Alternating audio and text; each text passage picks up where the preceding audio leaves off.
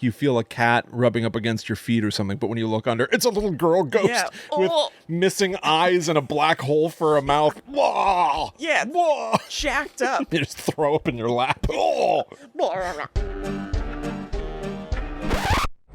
There are things in this world that we will never fully understand. We want answers.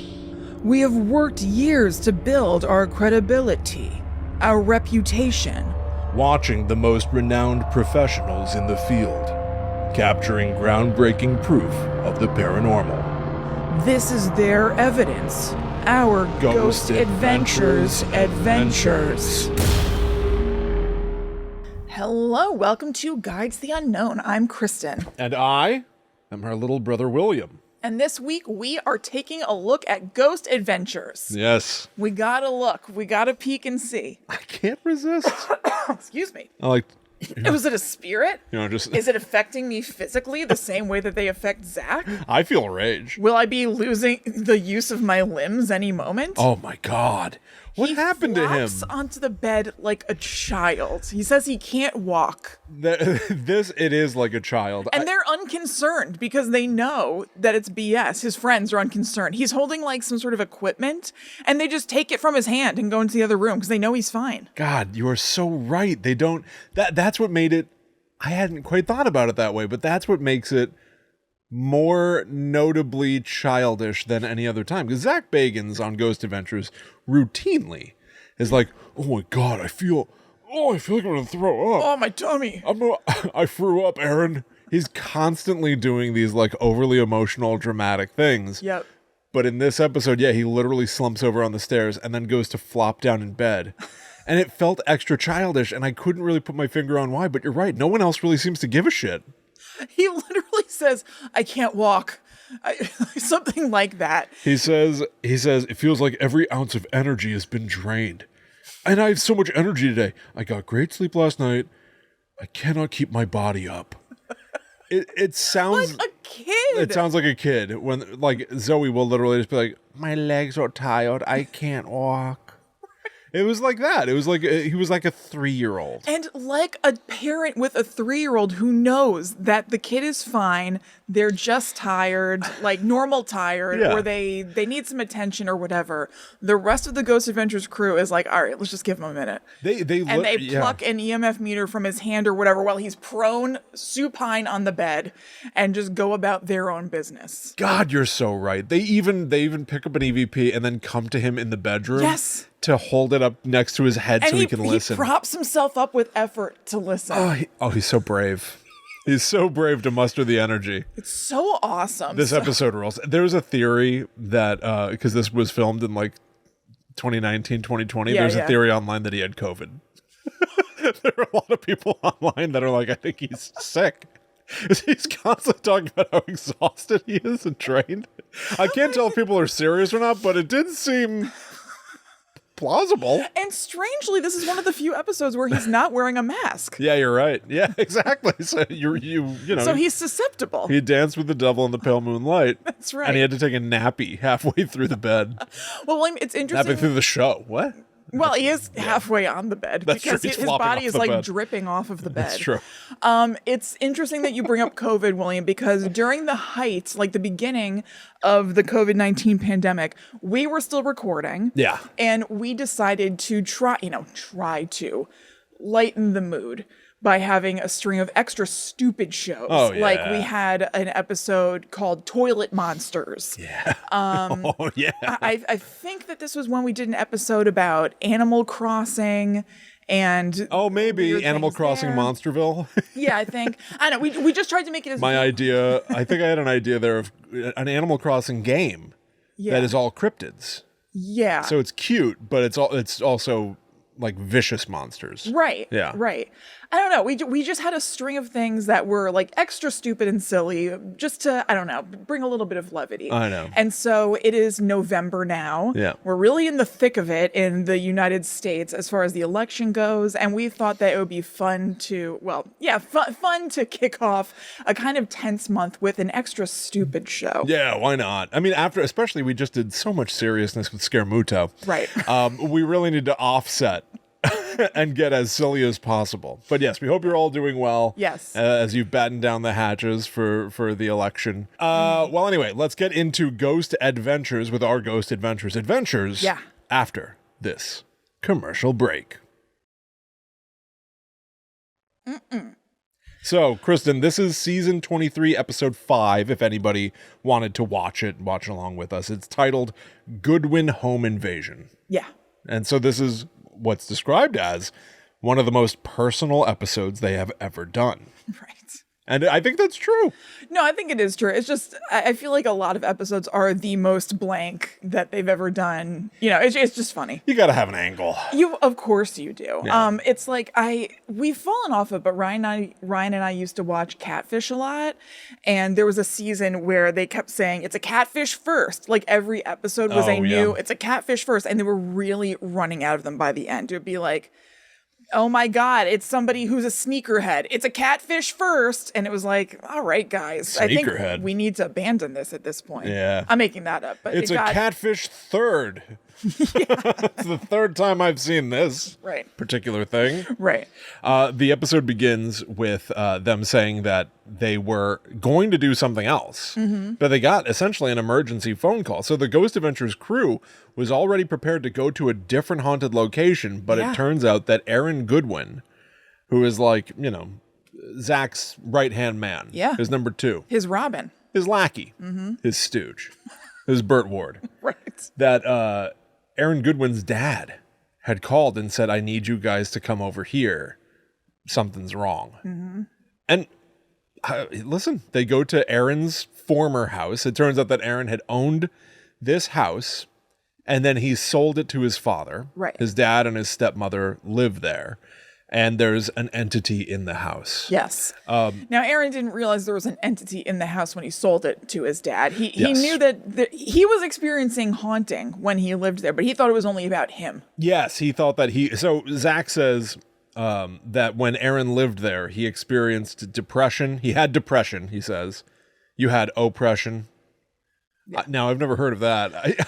Can you have oppression? I think Aaron jumped in with that. He was like, you had depression, and he was like, oppression. Oppression. And I was like, what does that mean? Huh. I don't know. I've heard of oppression in connection with ghosts and stuff like that. I don't totally understand what it is. Yeah, I'm not really sure what I obviously understand what it means in a broader sense, but I don't know. That doesn't make sense. But Zak says you were protective of this house and you never wanted to leave it. Right. So this was a period of time, I think like 2011 to 2016, they say, something like that. So this kind of gave me pause a little bit, the thing about being protective about the house and not wanting to leave it. Yeah. So if the whole thing is that Aaron himself was haunted, it's not the house, why was there even a need to be protective about the house? And why was there a thing about not wanting to leave it? That's you know what I mean? Like that kind of wording makes it sound like if they had preceded that by saying everybody knew the house was haunted, but you were protective about it and you didn't want to leave it. That makes a lot more sense than like you yourself were haunted. We didn't think it had anything to do with the house, but you were very protective about the house and didn't want to leave it. What the hell does that mean? I definitely interpreted it in a way that like made a lot of sense to me. I don't know if it makes sense to you at all, but like having experienced depression, sometimes you literally just don't want to leave, get up, or do anything. Yeah. So I thought it was less like literally being protective of the house and more sort of like, no, just leave me alone. Let me stay at home. I don't feel like leaving. And that's now interpreted by Zak as being protective of the house. Like, don't come visit me. Leave me alone. Oh, maybe. Right? Like, I'm protective of my safe space or something like that. Okay, yeah. Right? Like, I viewed it as him really sort of like miring himself inside this building. Yeah. That's certainly not what Zak communicated at all. Yeah, maybe. But maybe. It made sense. It made sense to me in that context. That's certainly what happens to me as well when I'm like in a major depressive episode. But that's not what he said. But maybe that's what he meant. Yeah, I think you're probably right. I mean, who Zak doesn't. He's not always the most clear communicator. No. You know, it's actually sort of like a certain politician with a ghastly straw hair who says shit, and then people are like, well, what he meant was. Yeah. Maybe I'm doing that for Mr. Bagans, right? Like I'm spinning. By the way, I've seen two really crazy Trump decals recently. One I told you about, it was a decal of Trump in profile wearing a cowboy hat, which I've never seen him wear before. That said 24 on the back. And I was like, whoa. And then yesterday I saw a Punisher skull with Trump hair. Have you ever seen that before? No, that sounds horrible. It was crazy. That's not safe. No. That's not good at all. No, it's nuts. Anyway. Yeah. Aaron fears that he brought something particularly negative home from one of the investigations they did, and that's what the spirit in the house is. Yes, absolutely. But now that you say this, I'm jumping ahead. But did you latch on to an aside? What the hell was that? I have a little bit of information, a very little bit of information, because they mentioned something. So let's back it up. I want to restate a few things because I think that this is kind of confusing. Yeah. So Aaron owned this house. He thought that he himself was haunted or maybe just experiencing mental illness, right? Depression. Well, he thought he was haunted. You're right. I can't keep interpreting things. He thought he was haunted. Yes.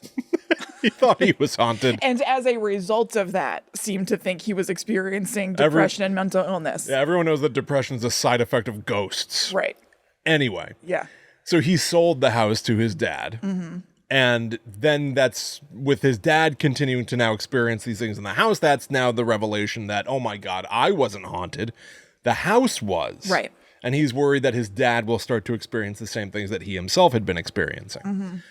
But while they do say at the top of the episode that Aaron at some point believed that in all these Ghost Adventures investigations, maybe some spirit that they investigated followed him to the house and stayed. Yeah. About midway through the episode, Zak mentions something that is never delved into again for the remainder of the episode, but is such a juicy morsel. Oh my God. The juice in this morsel. Streaming off the morsel. It's dripping down my chin. I couldn't believe what they say. They say something to the effect that Aaron went to Jamaica to a particular, like a former church or something? I don't even know. And did something there. He conducted some form of ritual that he has refused to tell everybody else about all these years.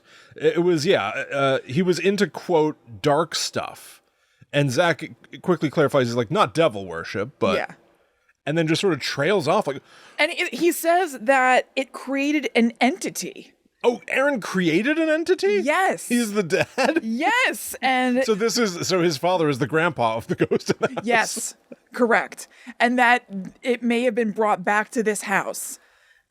And they just leave it there. Aaron went to Jamaica, conducted some rituals, and created a demon that came home to live in his house. And also, I think that the way that we are rolling this out is going to make a little bit more sense than the way that they revealed this information, because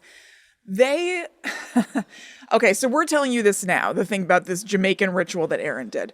They don't roll this out until halfway through the episode, and yet, when they are going through the house and saying, like, oh, this happened, they reference a Jamaican witch who's in the house. And I was like, what? Why do they know that this is Jamaican witch? Because they don't say anything about...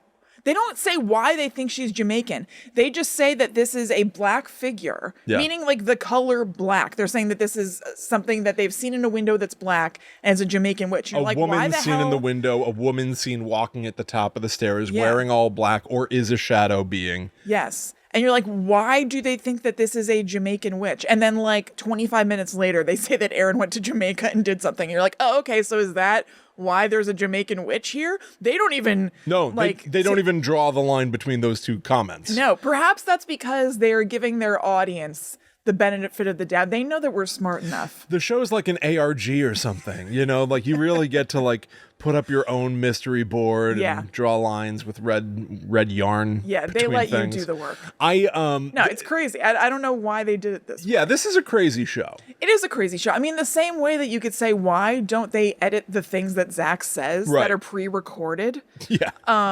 You could say, why did they let this information roll out in this way. Well, yeah, they rolled it out backwards. You'd think you'd establish that Aaron conducted some dark ritual in Jamaica that he refuses to talk about, and then go to the talking head where someone's like, I saw the Jamaican witch.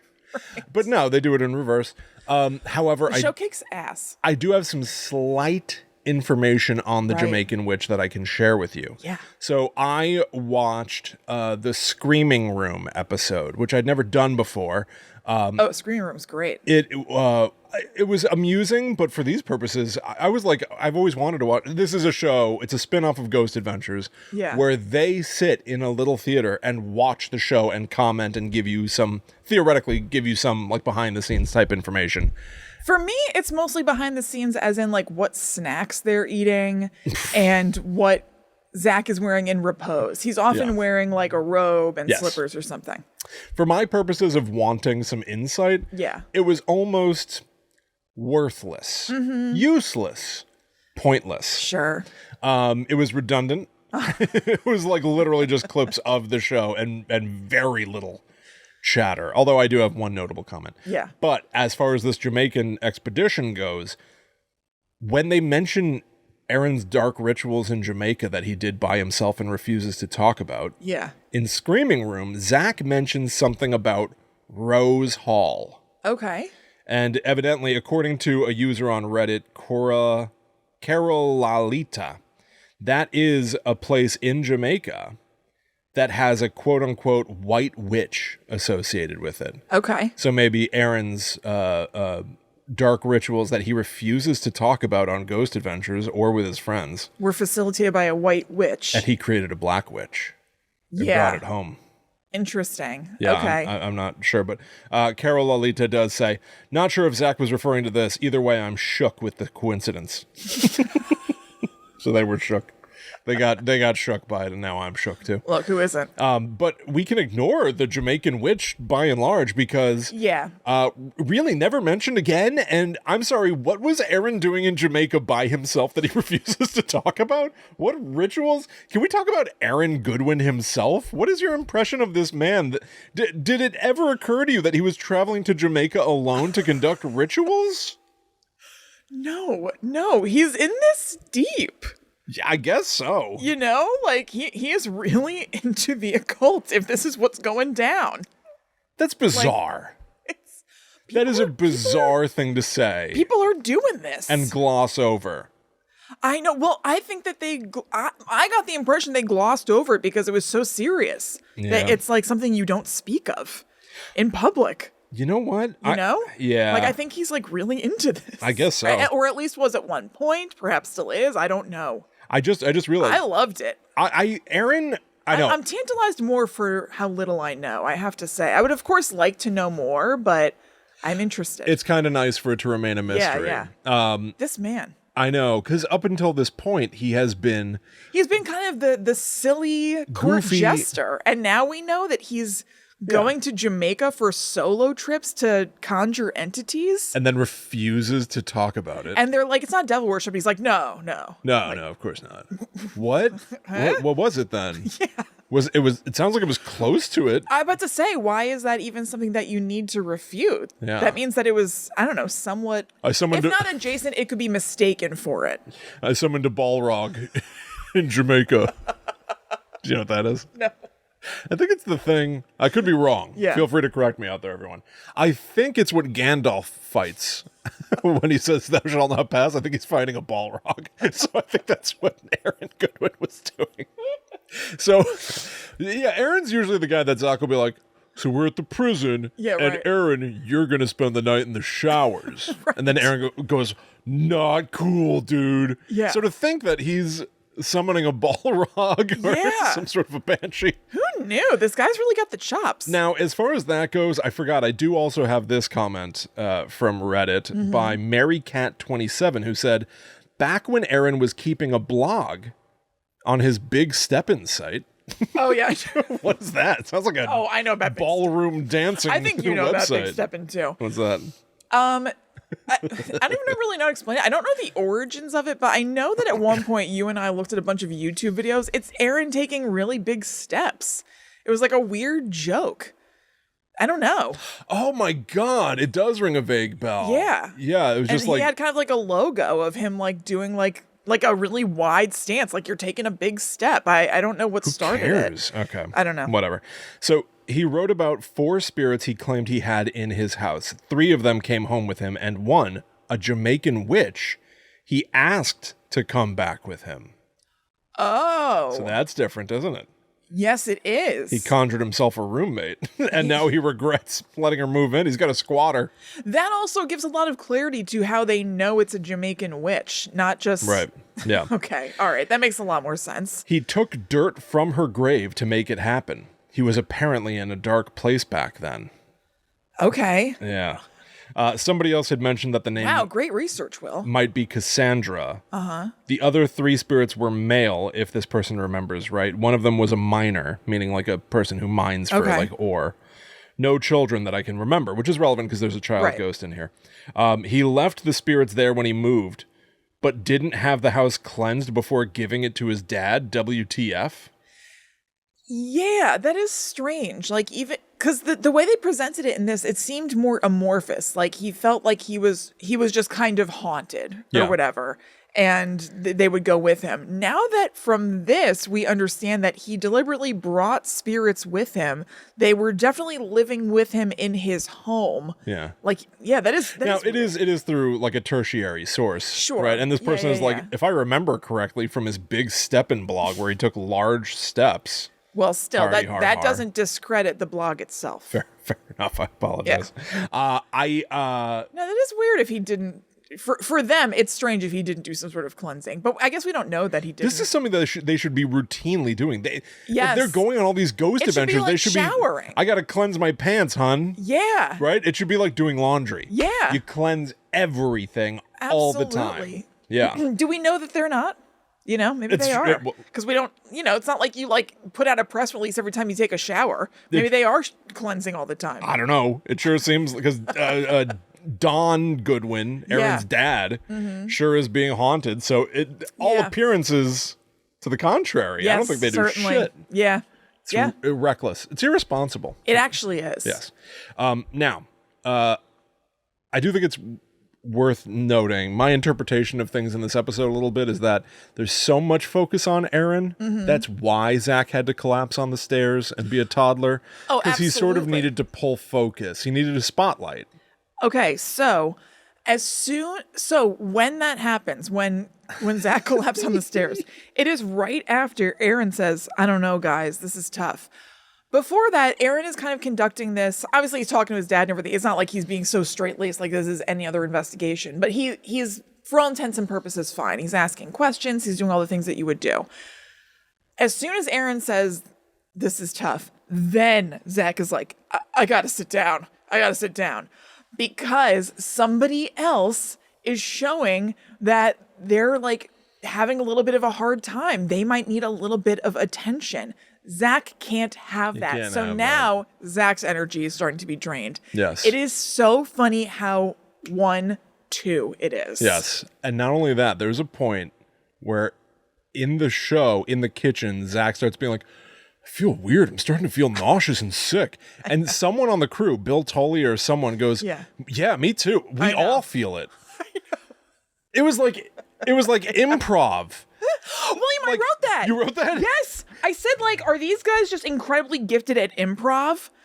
I think that they are yes-anding all over the place. I think they trapped their boss with improv, though, because he has no choice but to yes-and. Yeah. He attempted to pull the "I'm special, I feel sick because of the energy." Yeah. And when they all said, "We all feel it," it made him less special, but he also was not able to contradict their experience. Yes. So now he was on a level playing field with them, which is a real Zak Bagans no. No. He's got to be high up. That's why he collapses on the stairs. It's so weird. I have no energy. And that also might have been, maybe he wasn't even aware that he was so despondent that he wasn't the center of attention that it literally robbed him of his power. He literally felt faint. It was genuine. I gotta lie down. It's not everything's about me. I gotta lie down. I feel sick. Another thing. I mean, it's, Aaron, I'm gonna throw up. Put your hands out. I mean, it's like a million improv things, but for some reason, this episode, I was like, boy, they're really have to think on their feet. Zach's like, I see a light. I see a light. And Bill Tolley is like, oh, is it these two lights down here? I don't remember right now. I don't think I wrote it down. He's like, it's the camera. Or whatever. He's like, no, it's a light that is hovering just above that. That's a cylindrical shape just hovering. And I was like, wow, look at this guy think on his feet. It's a tall light. It's not that one. It's actually this one that is different from that one, but close to that because that's where I was looking. It literally sounds like talking to Zoe. Yeah. It's very similar to talking to a child, which I don't think I'd ever been super aware of. Or maybe this episode is just an exaggeration of the pitiful qualities of Zak Bagans. Could this be because they are in Aaron's father's house? They're all taking on this infantilized child role. Zach has become baby. Yeah, baby Zach. Baby Zach. Well, Aaron, I feel, does become daddy. Mm-hmm. Because since the focus is on him, I do feel like he's a man of action in this episode. Yes. He's like running upstairs to follow a ghost. Usually Aaron would be the scaredy cat guy. Yep. But he does feel a little more actualized. Mm-hmm. But maybe all of this is why Zach says a particular phrase at the end of the episode. Yeah, what? To jump way ahead, but I just want to like focusing on Zach needing to compensate and restore some of his own power. Uh-huh. He says at the end of the episode that he wanted, eventually he's like, we got to cleanse this house. But the way he says that, he says, I ordered Billy and Jay to do a full cleansing. Notice that. I'm sorry, you ordered it? I delivered a command to my underlings because I am the big boy of the group. I ordered Billy and Jay. I order you to cleanse this house. What? That's so funny. Small man. I would also like to know what the cleansing was. They were just waving feathers around. But I want to know more. Like, I want to hear what they're doing. They kind of breeze by what their cleansing is. Yeah. I would like to dwell in the cleansing. Well, they were doing, you realize, just about nothing. I know, but I want to see what they say they're doing. I know. You want to hear it from the horse's mouth. Yeah. I do have, in my head, I think I've brought this up before where I'm like, okay, Ghost Adventures, got it. Like, they're traveling to different haunted locations and trying to get evidence. Yeah. But then, like, and this is like the dirty question that you shouldn't answer about a show like this, but it really was more important in this episode than ever before. To what end? Like, what can you really do? Like, right. So this is said to be their most personal haunting because it's Aaron's dad who's being haunted in this house and is like being overcome with emotion and depression himself and everything. Yeah. And it has this big air of like, it's okay, we're going to figure it out, Dad. Mm-hmm. But these guys never actually do anything. Well, they say that they do, though. They say that they've investigated, they have cleansed it. That's the crescendo for them, like, that they have cleansed it. The cleansing is treated like an afterthought. I know. Because it like takes up like 10 seconds of Zach saying, I ordered them, and then they just show them waving a feather. Well, and then he even says, like, this investigation is to be continued. And they never did. Yes, I know. So, confusion all around. But, like, when they're like, we're going to help you, Don. It's like, no, you guys don't do anything. No, you came in and poked the bear. You always show up and go, I'm the new warden, and then capture your perceived evidence and leave. He didn't do that this time because he was so weakened. Yes, he was too tired, Kristen. he was so sleepy in this episode. He couldn't do it. He had to lie down. But like he is ironically, for presenting himself as so virile. Yes. He's quite impotent. Oh, absolutely. In his ability to actually affect change. No, absolutely not. Although, I think that you could, devil's advocate, say that the thrust of the TV show is the investigation. You know what I mean? So they're showing all that. They're not necessarily showing the aftercare. Yes, but this man's asking for help. And they cannot provide that. No. At best, they can say, because, this drove me crazy. Yeah. All right, screw it. This is also sort of what Zach does. Zach, eventually they're going to, we'll get into like the nitty gritty of the haunting and things that they do and stuff, but it's relevant right now to say what Zak's like final thoughts were, because it sort of blew my mind. Yeah. They spend a half hour investigating this house, pointing cameras in corners and finding stuff the way that they always do. And oh my God, do they have so much evidence that we will get into. But eventually they bring Aaron's dad back inside the house. They're all sitting at the kitchen table and everyone's like Aaron's dad is revealing that like he was still feeling like he was overcome with emotion out because he started staying at a hotel while they're doing their investigation. And he like admitted that like he's been having these like anger issues lately where he kind of just wants to like start a fight. I think it was just that night. It was just that night. And they were like, that's so not like you. Like clearly you're going through something. And so while they're sitting around the table, Zak just kind of goes, all right. But everyone eyes on Zak. He goes, this is after 2 days of investigating this house. The whole show. He goes, okay, there is something attached to you guys and this house. It's something to do with this house and you two. Wow. Oh, thanks, Mr. Bagans. How astute.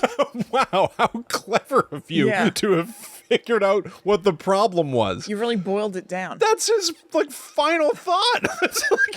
That doesn't solve shit. That's just like being like, so I've determined that there is a problem. Right. Like the problem you told me about yesterday. Very good. It's interesting. It's starting to feel like you were right when you said what you said to me the other day. No, that's all I have. Maybe it's just good to have somebody acknowledge it. You know, mirror those feelings back at them. Now, I noticed something about Aaron's dad when he came back from having been sent to the hotel or whatever. That gave me pause. And I wondered something. Okay. So he's crying. I want to be nice to this man. Absolutely. This is really a You're joke. not about it's to... Not, okay. It's not really all right. anything. Okay. Okay, so, you know, he comes back, he says he's crying, he says whatever he said about his emotions are hitting him or whatever. There's a spray of water on his shoulder, and there's glinting water in his hair. Did he give himself a spritz with a water bottle to get some tears glistening on the face? Oh, Kristen. How cynical can you be? There are no signs of rain on anyone else or the car that he's sitting in. Just water droplets on shoulder, water droplets in hair. That's all. That's it, and that's all. You disgust me. I don't really think that would not. Nobody would be so stupid to be like, it wouldn't make sense. You can't spray your face with a water bottle and make it look like you were crying. I know. That's why I'm joking. But I do not know what that moisture was all over his head. Right. That's all I'm saying. I was like, what is that? And it was while he was like crying. So I was like, was he trying to make it look like he was crying? I don't know what the hell that stuff was. Yeah. But I want to be. I really like Don. I like Don Goodwin quite a bit. Yeah. I thought that he seemed like a very kind fella. He totally did. Who is concerned about all the things that he's experiencing. I think my two bits. I like Don and Rocky, his friend. I also really liked the graphic of Rocky that they kept putting up on the screen. Did you notice that? I don't remember. Oh my God. So they get on the horn with Rocky. Who's a fellow like Vietnam vet, just like Don Goodwin, Aaron's dad. Who can tell them about the little girl with black holes where her eyes should be that he saw crouched on the top of the kitchen cabinets. Yeah. And they just put like a picture of him. It's just his head cut out and it has an effect on it. So it's like see-through. And so that's fine. That's like while they're on the phone with him. And then they hearken back to it. They're like, oh, when Rocky said, and this part I'm not totally sure about. I think that they might have had his voice go, she was on the kitchen cabinet with her eyes blacked out or whatever. What I know for sure is they said when Rocky said, and they show that face again just on the screen. It might have been somebody smiling with their normal voice saying, he said she was on the thing, but they just show the guy. Cheesing. Yeah. I like it. It is fun to like get the impression of like older folks that are going through this stuff or something, or just chatting. I like the old man friendship of it all. Okay, let's say you like these old folks having to go through this. No, William. Kristen, I'm not some sickie. Yeah. No, I liked that, like, you know, Don No, it was nice, Goodwin is experiencing stuff, and he had his friend over. Yeah, they were sitting in the kitchen. They were, like, sitting around the kitchen table, and his friend had a ghastly experience as well. Yeah. And P.S., they also bring in, like, Aaron's friends who've experienced things in the house, too. It was like, yeah. I know, I like his seeing friends.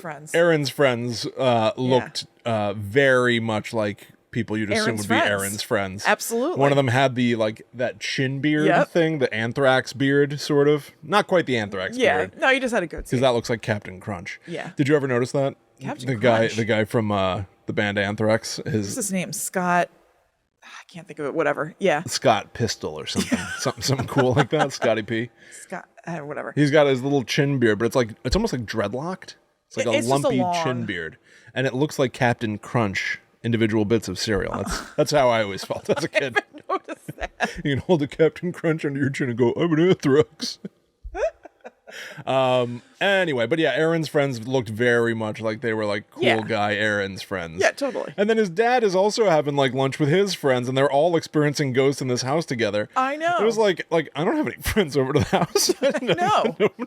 Seems nice. The only one who comes over is you. Yeah. Sometimes mom. Yeah. It's nice. It is nice. It's nice. I also really liked the quilts that they had over the railing that was kind of behind their kitchen. It was a cozy place. Yeah, I liked the house a lot. I liked too that Don's wife refused to be part of the show. Yeah. That lent a lot of like interest to it for me. Like she wasn't here like, I'm going to be on TV. No. I'm going to tell my friends to watch. I'm going to be on television. Totally. I also thought it was funny, and I believe this, when they said that Don's neighbors unexpectedly came over. I was like, I believe that they unexpectedly came over, because I believe that they saw cameras and stuff. Yes. And did a pop-in. I suspect there was a little bit of acting from the neighbors. Yeah. Because they said that like they saw the witch in the window, essentially. Yeah. And Zach's voiceover is like, we asked if they'd like to come inside. Yeah. And then they cut to the neighbor being like, huh? Go inside? Yeah, no. I don't think so. It was like I don't know if somebody was like, oh, wait, say that again. Say it like this. Or if somebody was like, you know, it'd be a good moment for the show is if you refuse to come inside. Right. Because I bet if they really asked, they're like, yeah, hell yeah, I'll come inside. Yeah, totally. Yeah, awesome. Yeah. You got a nice quilt in there, right? You want me to come inside and stay? What, for like the whole show? You want to do a show about me?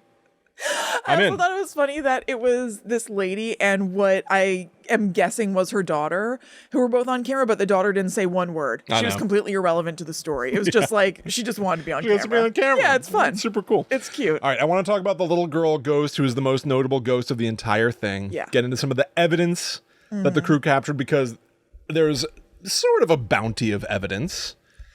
The evidence just kind of always just washes right over me. I wrote down a few things that I thought were kind of interesting. Yeah, I know. But yes. But before we get into all that, we've got to let all of you know out there in Radio Land.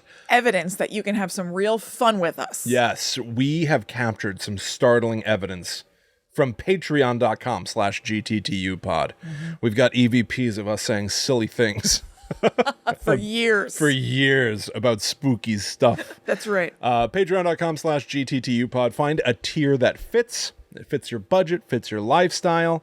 And if you start at the ghost tier and work your way up, you're going to unlock a bunch of awesome things. Starting at that ghost tier, you get ad-free episodes of Guide to the Unknown, and you start getting access to the Netherworld Dispatch. Ghosts get an episode every single month. Banshees get 2 a month.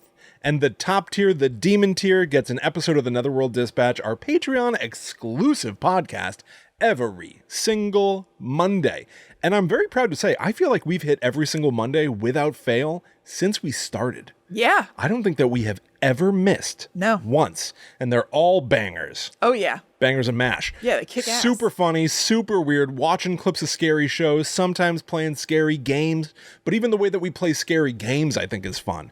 We still, like, we'll do some playing, but then we'll spoil the games for ourselves and jump to the ending. Yeah, because we're really into what the story of the game is. It's not really about the gameplay. It's like we'll find out about a game that has, like, a crazy fun storyline, and so we'll like poke around it for a little bit and then be like, all right, let's find out what happens for the rest of it and tell all of you out there. Yeah, totally. Like I think in October we did Resident Evil 7, which Kristen got to see some of the disgusting like Texas Chainsaw inspired horror of Resident Evil 7. It is so much fun and like encapsulates a video game in a way that like doesn't make it I know a lot of people don't like a video game, but we try to like present it in a way where you see the best of the best of the best, and don't get bogged down in like hours upon hours of a let's play or something, as people call it. So go check that out. That's patreon.com/GTTUpod. And on any of those tiers, you're going to unlock an entire archive of shows as well as new episodes going forward. And thank you so much to everybody who backs us. And we hope that all of you enjoy it. There's also things that you get on there, like our watch-alongs with the Twilight series, which might be super fun as we get into the fall. Yeah. We are watching Twilight for the first time ever. Yes. And recording a show. So you hear us go like, wait, what? Yeah. Like, we didn't know that certain revelations would happen. Somebody made a rain stick. Shocking movie. Oh my God. Bella tells her boyfriend that her mom and she used to make rain sticks out of like guinea pig shit? Is that right? Yeah, guinea pig shit, dried up guinea pig shit. Yeah. We're like, why is that in this movie? It was shocking. I think it's like only in the extended edition or something. Oh my God, did we watch the extended editions? I think so. It's sickening. Yeah. So go check all of that out, everybody. It's a big fun party, and you're invited. And also, we love... Big fun party, you're invited. Big fun party, you're invited. Come on down to my party. I also like to read reviews on the show, Chrissy. Yeah. And I've got a doozy here from The Black Unicorn. Ooh. Review is titled, Love This Show. Each week, I anticipate Friday's episode, and they never, ever disappoint. All of the topics are interesting enough for me to listen to them, but underground enough that I will learn a new thing every week. I have never seen a single horror movie, but thanks to Will and Kristen, I know the plot of almost all of them, plus all of their franchises. I also appreciate the hour-plus long episodes, so I can have an interesting show playing in the background as I do my homework. Love this show and the hosts. Thanks for keeping on doing this. 5 stars. Absolutely. Thank you so much, Black Unicorn. I'm so glad you like the show. That is such a nice review. Thank you to everybody who leaves us reviews. It really means a lot to us. It helps people decide to check out the show. And if you haven't done that already, we would love it if you did. So thank you so much. Leave us a review on Apple or Spotify or wherever you listen. If you like the show, maybe send an episode to your friends or share something on your Instagram stories or whatever. And you all kick ass. You kick ass. Yeah. Even send some to your enemies. Your worst enemies. Yeah, confuse them. They'll be like, why are they sending me something cool? Why are you sending me tight, dope stuff, bro? What are they playing at? Maybe I should cancel my evil plans. Yeah, you'll neutralize your enemies. Neutralize your enemies with Guide to the Unknown. That's right. All right, let's talk about the scary ghost in Aaron Goodwin's former home. Of course. After this commercial break. One last haunting. Boo! Okay. All right. Terrified. So, in Aaron's house, I would say, we already talked about how there was a supposed witch because Aaron took dirt from a grave in Jamaica and brought it home. God, who knew he had it in him? I certainly didn't. Yeah. But I would argue that the big bad of the episode is this little girl ghost that seems to haunt primarily the kitchen. Yeah, I think so. This, I think, is awesome. Yeah. So, we already mentioned Aaron's dad, Don. Mm-hmm. Don's friend, Rocky. He said that he goes like, at one point he's like, Rocky was over and he goes, what are you going to do about this little girl? Sort of just like mentions it off the cuff. Right. It turns out that Rocky saw a little girl wearing overalls. Mm-hmm. And when Rocky calls in, he describes that it was just a child, blonde hair. I thought at first it was a doll. But no eyes, black holes. No teeth, black hole for a mouth. Very dusty and dirty. Yeah. Hell of a doll. I know. What kind of doll is this? What kind of doll does he think his friend has? I know. And he sort of saw it like up in the corner cabinet in the kitchen, like high up. Yes. Like where you'd put your dishes in a high cabinet up in the corner of the kitchen. Yeah. And I put my dishes there. It's very inaccessible. I know. Because they show in those cabinets, not up on top of the cabinets. Because they do that thing that they do in later seasons of Ghost Adventures where they have a little girl like playing the ghost girl, and they do this like freaky like quick cut saw thing where it's like da, da, da, da, da, da, and she's like on top of the cabinets. Yes. Now I thought that was pretty cool. I really liked the little girl ghost reenactments in this episode quite a bit. Yeah, I did too. I liked the look of the ghost. Mm-hmm. Some of it was like, and now this is just like critiquing like, their character or their like makeup effects or something design. like that. Yeah, which is irrelevant. Except they are trying to be like, this is what the ghost looked like. Yeah. But it looks like something out of The Conjuring. Yeah. It looked like a freaky deaky little girl Bathsheba ghost. It was surprisingly decent. Yeah. I thought it was great. And they even do this because Rocky also, there's this story about Rocky coming to visit Don and they're sitting at the kitchen table or something, and he feels Don's cat like brush over his feet. Yeah. And he looks down to like pet the cat, and it's the little girl whose name is Precious. Oh! Which is another point in Don's corner for me. Oh, I like that Precious there's a the cat cat. named Precious. I think it is so horrifying. No, I know. I was genuinely creeped out by that. It's such a simple thing, but it's almost like a 2-sentence horror story type thing. Yeah. Like you feel a cat rubbing up against your feet or something, but when you look under, it's a little girl ghost with missing eyes and a black hole for a mouth. Whoa! Yeah. Whoa! Jacked up. You just throw up in your lap. Oh! And Rocky says that it felt like it was ice cold on his feet and stuff, which is classical ghosty stuff. This little girl ghost is awesome. Yes. I think it's great. She was great. She looks like she's out of Mama, but if Mama was the little girls. I've never seen Mama. It's not great. I'm aware of Mama. Not very good. Yeah. Yeah. Another ice cold thing that happened is that at one point, Zach says that Jay comes up behind him and Zach says that he just got hit by a blast of cold air. Yeah. It made me think, could Jay be a ghost? Because he has a very quiet presence on Ghost Adventures. He kind of just like shows up here and there. Are we sure that people other than Zach are interacting with Jay? Interesting. It's something to keep an eye on. It's something to keep an eye on. It could be like a Sixth Sense kind of thing. Perhaps Jay Wasley himself is Ghost. Yes, that's what I'm wondering. Yes.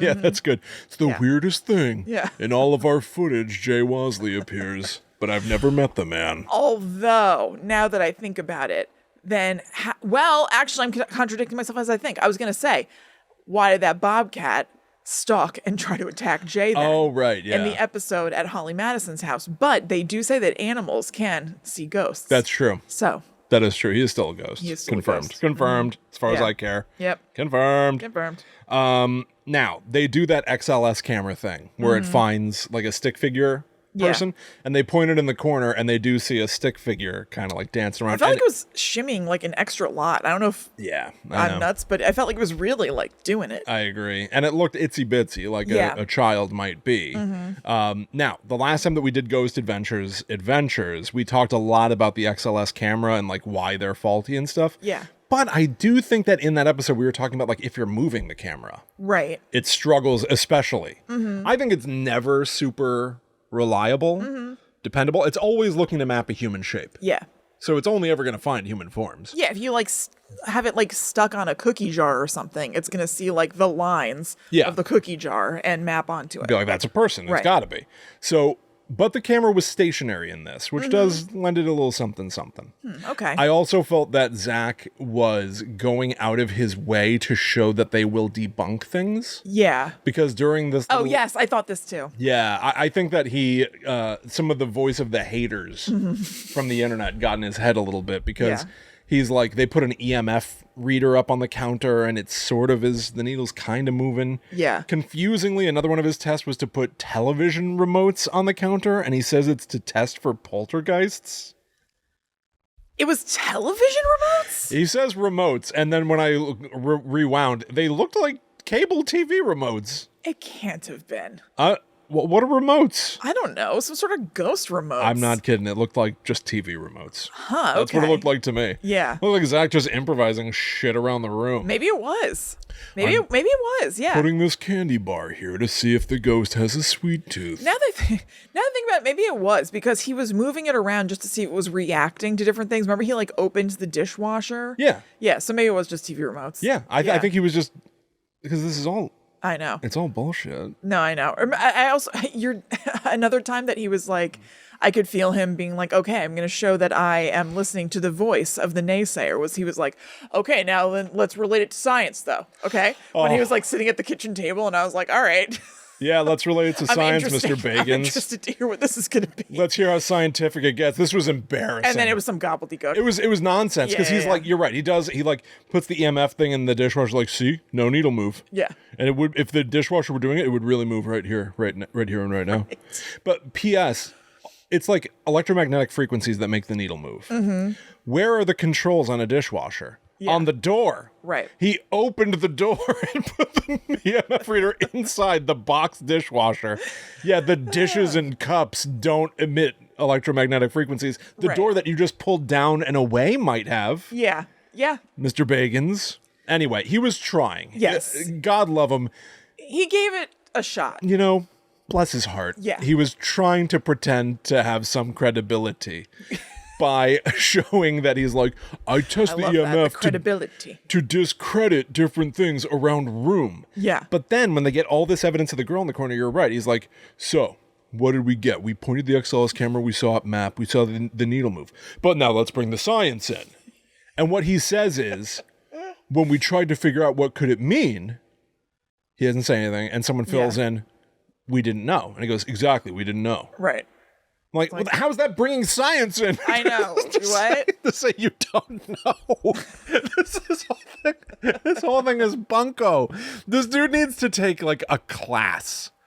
Just like one class. He clearly doesn't. Bagans needs to go to like summer school. I'm sorry, man. He doesn't know what he's talking about. He's a great showman. To be doing just fine without it. He's he's doing perfectly fine. Yeah. But if he has he just never should do this, where he pretends to understand things. Yeah, I think that. Retire this segment. Mr. Bagans' Science Corner, his Mr. Wizard section. Let's bring in science. Pointing to all the remotes. So we don't know. Right. Right, we don't know. Like reveal that you're like me explaining a dummy. That. Yeah, we try not to do those things. I don't know. Or anytime we bring up like countries or like the way like things work, we always go, let's move on. Mm-hmm. Mr. Bagans needs to go, let's bring in science. Or no, I think I heard something. Like he needs to quickly just pivot. Just fart and like divert attention. You smell like a ghost? It smells like a fart phantom in here. Another thing that they do as an experiment when they're doing that thing with the stuff on the counter is they sprinkle Bible verses. Yes. Yes. Like around whatever that meter is. And it starts going wild. And I was thinking, like, it doesn't even go that wild. Well, it does something. I don't know. They're like, oh, it's doing something. I was thinking, like, how sensitive are these ghosts that you can just say, like, oh, the Lord, and they're like, ha, ha, and it like makes the meter. But then I thought, okay, however, the question may be, how sensitive is the meter? Because I thought to myself, if you hooked me up to some sort of like machinery or something, and then you put a bunch of like horrible like bigotry stuff in front of me, the machines would probably pick up something that was going on in my body. So, okay, I'll give it that. I don't know. Because at first I was like, oh, please. I'm sorry. The sprinkling. Again, I'm going. I know. We're trying. But sprinkling Bible passages, it's like, well, isn't that just paper and ink? Well, but you're assuming that these ghosts know what that is. That they can perceive that this is Bible stuff and they are against God. Maybe I just don't know enough. Maybe like Mr. Bagans. But that's what they... When you mass produce a Bible, does someone bless it before it reaches the store? It doesn't matter? Just the words on the paper is enough? Yeah, I would think. Okay. It's the intention behind them. Yeah, but the intention is like once you read it and interpret it, then it's your intention. But the ghost knows that this is like something of God. This is like... Why? Because, I don't know, they can read. What movie is it where somebody's like, I'm going to spray you with holy water. Yeah. And then they reveal later that it's like, that was just regular water. Right. I think it's The Exorcist. Yes, it is. I think it's The Exorcist. And it's like, that's very, very interesting. Because you can just lie to a ghost. Yeah. Like, I'm sprinkling Bible passages all around. And like, the ghost doesn't know that you just sprinkled like... Bazooka Joe wrappers. Yeah, Bazooka Joe wrappers. It's a ghost. Right. Was the ghost leaning in to read them and then going, let me see. Okay, thou shalt not... Whoa! I think that's the... I honestly think that is the implication. Which? That they're reading them. That they're reading them? I kind of think so, because otherwise they'd be like, we are sprinkling consecrated Bible passages. No, it's just like they look to me almost like those angel cards that I have at home. Like, I think that they were just like little affirmation cards. Yeah, I guess. I don't know. I think it's... They may have just been an on-the-fly thing that, like, Aaron's dad has. Because they said that Aaron's dad started putting, like, crosses up all over the place. Yes, that's true, because he was so freaked out about all of this. And they show it. He has crosses, like, all over the house. So they may have had, like, a little thing of, like, teeny cards with Bible verses. And so maybe Zach was like, aha, yet another opportunity to improv. And then gave a sprinkle. He just walks into a space and goes... What kind of nonsense can I weave out of my surroundings? That's it. Don't we all? Kristen, I guess you're right. It's all just improv. Yeah. It's all just improv. I do think I want to say this. I do like Don quite a bit, as I've said. Yeah. He seems like a nice guy. I like Zach sitting down at the kitchen table with Don and chatting with his friend's dad. Yeah. Which is weird Yeah. to me. But he says something that I thought was worth pointing out, because Don's like, he's clearly affected, or he's like afraid of what's going on in his house. And so Zach says, I've known you for a long time, and you're a tough bleep. Yeah. They bleep it. And I don't know what it could have been. He's like, you were a gunner in Vietnam. You're a tough... bet effer. I think asshole. I've known you for a long time. You're a tough asshole. But it was like, bitch. It's so funny. It's so funny how like time works. Cause like, I remember being a kid and like, I was talking to my like friends' dads or something, like trying to seem like an adult myself. Yeah, right. Or something. To now be almost 40 and watch Mr. Bagans sit down with his friend's dad. Yeah. And say, tough mother effer. Yeah. It's like, he looks like such a little boy. Totally. Like next to Don. Yeah. Who like served. This is a real man. This is a real person. Yeah. And like, Mr. That's a grown-up. Yeah. Zach served in the Ghost Wars of no time ever. Right. You're one tough mother effer. It's like, you just think like in Don's head, he's like, you're an idiot. You're my son's friend. No, I think that he loves his son so much that he kind of loves his son's friends. You think so? Yeah, I do. He seems to... He and Aaron seem to have a sweet relationship. I totally agree. I'm telling you. I think he entertains his son's friends. He probably thinks he's a little doofy, but he probably kind of loves them. Yeah. His dad, Aaron's dad, sort of like collapses at the table, almost like Zach does on the stairs later. Yeah. He's like, I got to sit down. And he's like looking up in that corner where they saw the little girl, and he's sort of like, I don't know. He seems like overcome. And then Aaron, to comfort his dad, and this also highlighted the like, but what are you going to do? Aaron goes, we're going to draw it out. We're going to get some answers. I don't know. He also says... We're going to do what? Do nothing. But he also says, I don't know if it's that moment, he says, but who knows? I've never dealt with something with no eyes and no mouth. Yeah. What does that matter? What does that matter? What is it? You've dealt with all manner of demons and stuff. Why is the no eyes and no mouth throw you so much? It really... I mean, it certainly is weird, but like, as far as casting out something goes, is that a deal breaker? It really, this episode felt like just like sending like a bunch of guys into a house to fight a fire, and they don't know how to do it. No. Like they're like, so we're gonna throw. Do you do it with pants? We're gonna blow air at it. I don't know. We're going to find out which room the fire's in. Right. And like at the end of the episode, like, so we did it, everyone. We found out the fire's on the third floor. It's in there. Yeah. It's like, they don't know what they're doing. They are 25 years in or whatever. I mean, it's not 25 years, but it's like 23 seasons of stuff in. Yeah. They still don't know shit. They have zero ability to do anything. No. It is worthless. No, they can just go in and marvel at it and be scared and be absolutely at the whims of whatever this energy is. Their bodies are completely rocked by these things every time they encounter them. They all feel sick. They're falling over. They're sick. They can't move. They can't walk. That's what happens every time. Oh, just about. It's insane. They get just like random EVPs. It's impossible to tell what they're saying. I could hear one of them. They put a little bit more mustard on it than I could hear. What was it? It said, was it I believe or something? Oh, I don't know. Or I did. I don't know if I wrote it down. One of them, I was like, oh, I can hear that. But they added an extra word onto the end of it that I did not hear. There's at one point, Don, this I thought was like kind of charming. Well, whatever. The guys are like doing their ghost thing in the corner, and Don goes, "Do you have eyes, little girl?" Like he sort of injects his own questions in the moment. I'm going to get in there. And then when they review the audio later, the little girl seems to respond. No. No. The little girl who doesn't have eyes, when he asks if she has eyes, she confirms that no, she does not. Oh my God. But also Zach sort of does an impression. Because they play the audio of the girl going, no. And Zach goes, did you hear that? No. Like does like a little fart face and tries to do his own little monster voice. And it's so bad. No. No, I don't have eyes. No. Eric the actor. Hey, jackass, I don't have eyes.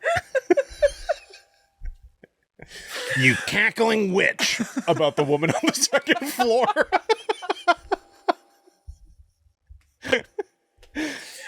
Big nose jackass. I don't have eyes or a mouth. This was a recurring caller on Howard Stern in the 90s. One of our favorites. It's a good one. One of our favorites. Oh, God. All right. Oh, there's also one point Zach says, this is so weird. They're like, Aaron's like coming to like crane over Zach when he's collapsed in bed. Yeah. Kind of like, hey, boss, listen to this. He has to like wake up his boss to like do his job. Yeah. And Zach sort of sits bolt upright and he goes, oh! Oh, yeah, I know. He goes, oh, I'm seeing something like you don't want to know. Yeah, I know. And it's like he hadn't decided what to say yet. Totally. You know, Yes. he hadn't decided what he's reacting to yet. Yes. So he had to think about it. He's like, Seeing something like you don't want to know. oh, I think I saw some, I feel like I saw some maybe like behind you or something.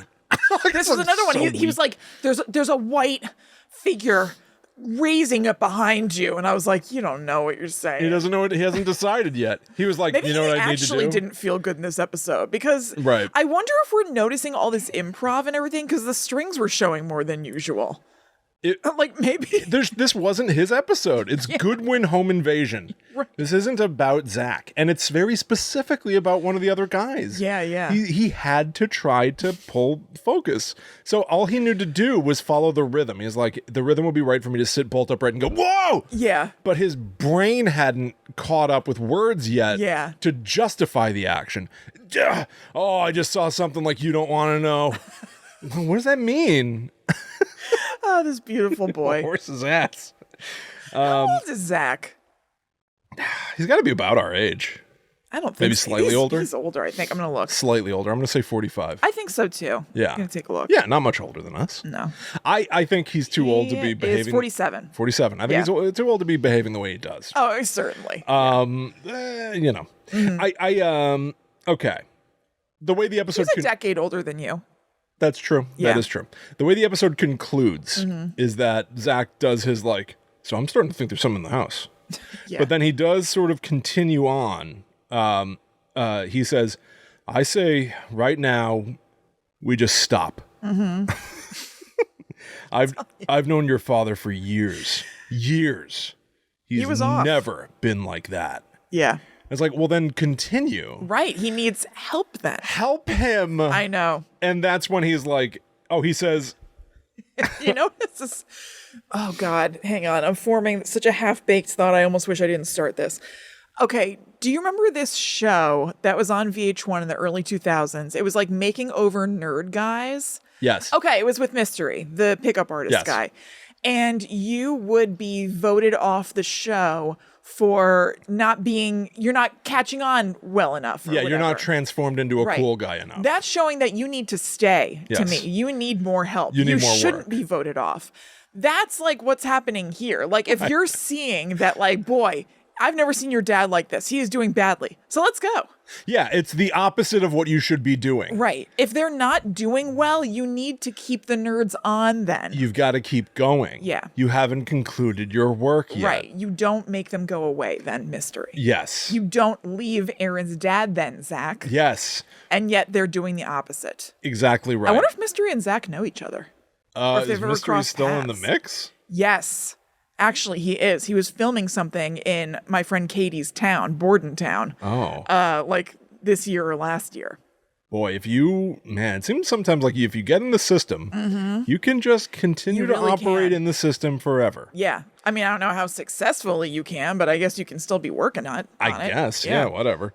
But this is when Zak orders the cleaning. Yeah. Which is funny, too, where it's like, we're going to investigate this stuff. It's so important. It's such a personal thing. Let's not just go in there and clean. Right. And do our cleaning ritual. Whatever it is, cleansing ritual. Kind of same diff. But let's go in and investigate the stuff before we solve the problem.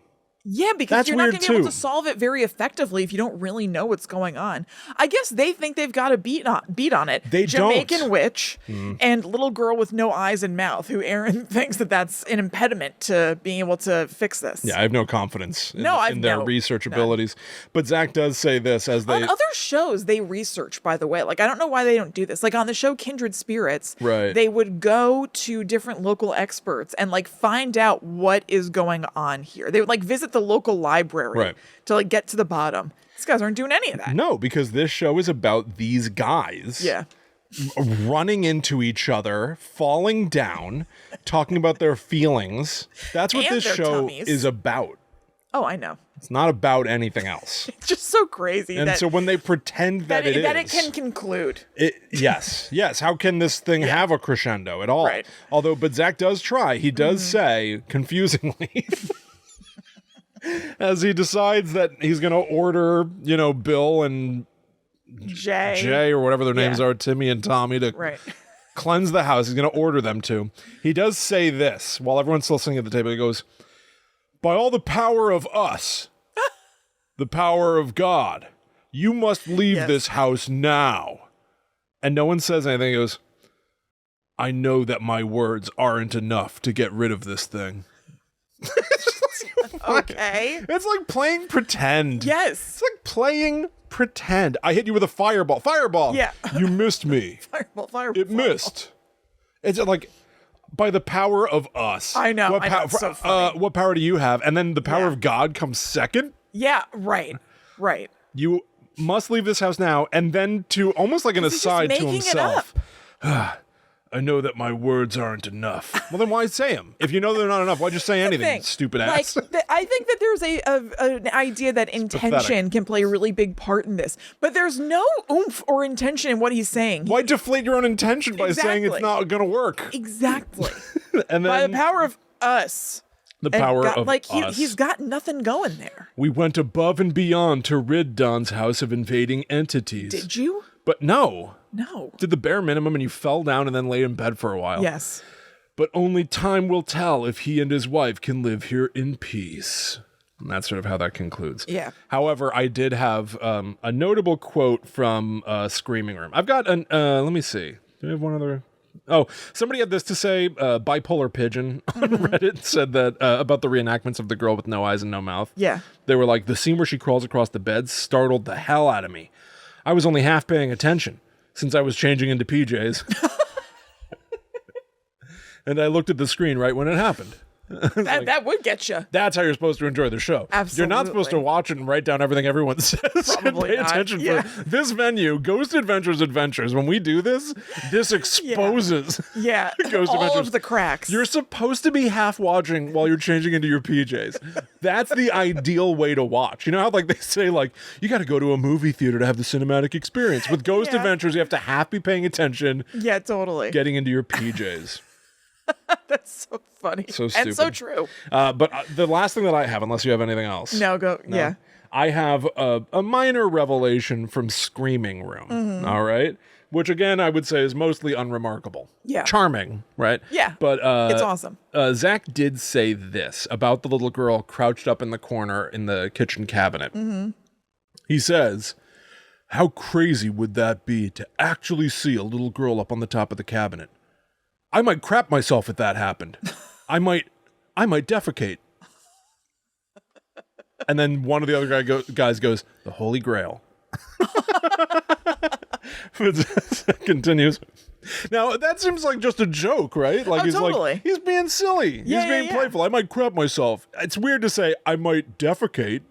That's weird to me. That takes it too far. Because then it seems to literally be about the body process. Yes. But you think he would just move on? Except no, he is talking about the body process of pooping and losing control of your body. Yes. Because he continues. He says, like, the camera lands on him. He, like, looks into the camera for this. He goes, when you see an apparition, I don't care who you are, how tough you are.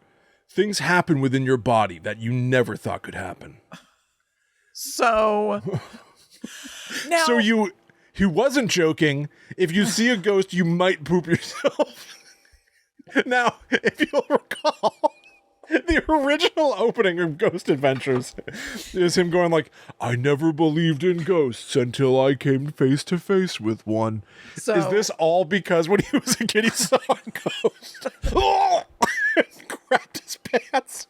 And then he was like, what happened to me? I think so. All of this 20 years has been because he pooped his pants. In the early 2000s and been trying to unravel, oh, this happened to me. I think so. I think that is what this implies. Next time we watch Ghost Adventures, we're going to have to check. You like to do the wardrobe checks. Yeah, It's been a while. Because now... I need you to check for some puffing in the pants area. When he says, oh, I saw a ghost. I need you to check to see if the volume of his pants has changed. And he does often talk about, like, his stomach hurting and stuff. You're right. So, you're right.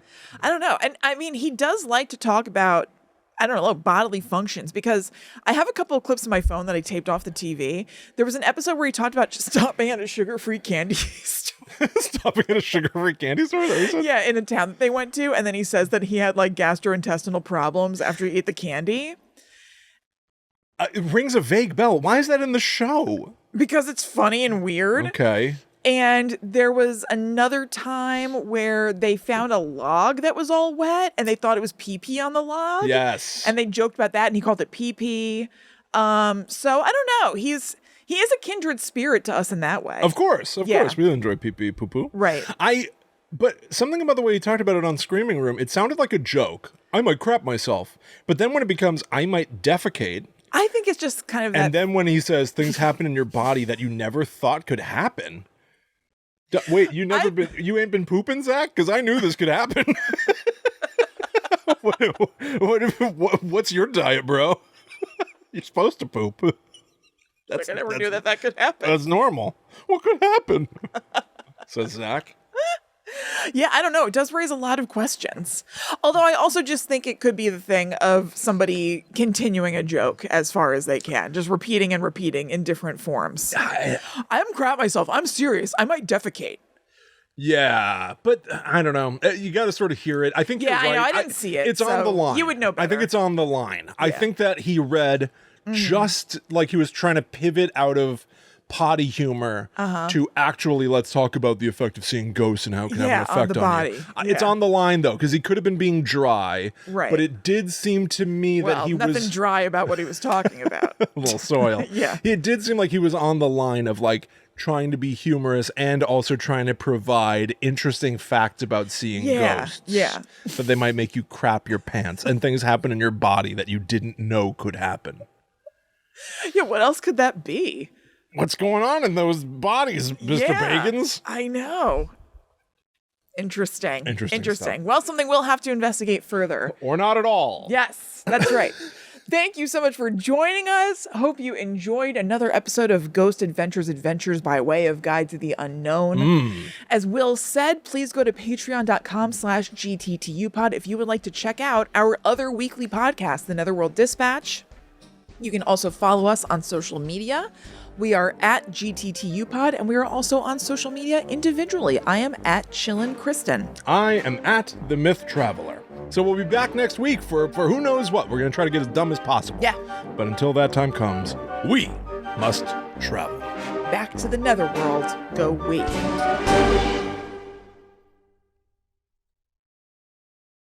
You think Aaron Goodwin's dad is still living in that house? I don't know. Maybe. Get out of that house. Yeah. Get out of there. I kind of think he is. Or does the cleansing just work? They'd have no show at all if they just went to every location and cleansed it before investigating. What, they cleanse it before investigating? Yeah. There should be a ghost hunting show that trolls the other ghost hunting shows by going to famous locations and cleansing them and then saying on camera, every spirit is definitely gone. Mm-hmm. And then no ghost shows can ever go there again. Oh, yeah. Right? Stealing their lunch. Yes. Mm-hmm. They should check when you go to a haunted location. Yeah. Like, like sometimes you have to like put your bag up and someone rifles through it. Yeah, yeah. When you go to a haunted location, they should look through your bag to see if you have smudge sticks and feathers and stuff. So they'd be like, hey, don't you dare get rid of our ghosts. Yeah. That's our bread and butter. Yeah, that's right. At our bed and breakfast. Besides the actual bread and butter. Of course. That we serve to our guests in the morning. Complimentary. It's a favorite.